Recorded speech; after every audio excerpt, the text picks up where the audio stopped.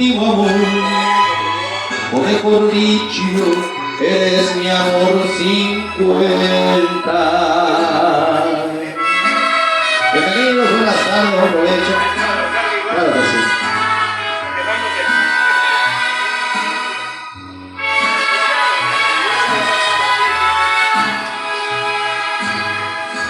Estoy contando que tú y yo contemos un montón de atardeceres.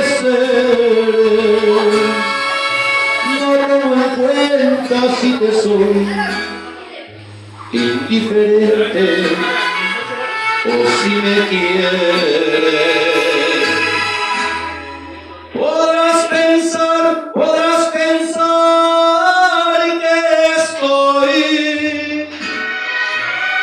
zafado y bien perdido de remate, pero contando estoy en que tu corazón un día se empate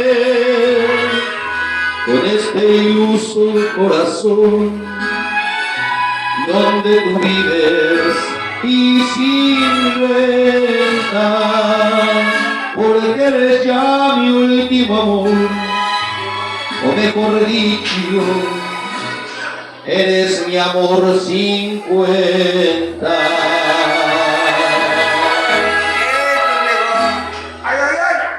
¿Y qué es lo que el otro? Salud, señores.